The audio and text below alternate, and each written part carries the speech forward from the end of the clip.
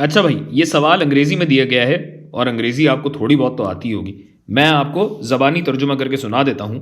The measure of the largest angle of a triangle, यानी एक मुसल्लस का सबसे बड़ा angle is 4 times the measure of the second largest angle.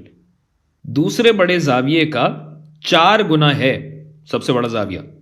The smallest angle is 10 degrees, सबसे छोटा जाविया है 10 डिग्री।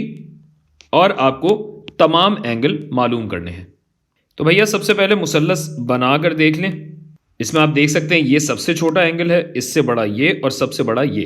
तो सबसे छोटा एंगल कहा गया है कि 10 डिग्री है और सबसे बड़ा वाला एंगल दूसरे बड़े एंगल का, यानी दूसरे बड़े एंगल को अगर मैं y कहूं तो ये दूसरे बड़े एंगल का 4 गुना है।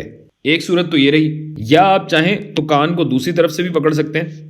आप कहें कि भाई यही ट्रायंगल है, इसकी जो सबसे बड़ी साइड है वो दूसरी बड़ी साइड का 4 गुना है, जिसका मतलब यह है कि दूसरी बड़ी साइड इससे 4 गुना छोटी है। कान यहां से पकड़ें या वहां से, बात एक ही है।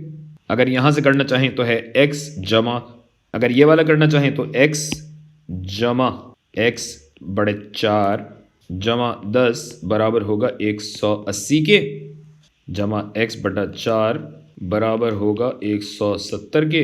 यहाँ अगर मैं एलसीएम ले लूँ तो ये पूरा बटा 4 हो जाएगा, ये हो जाएगा 4x जमा x इज इक्वल टू 170। कर करा के आपके पास x आएगा 136 और x बटा 4 आपके पास आएगा 34।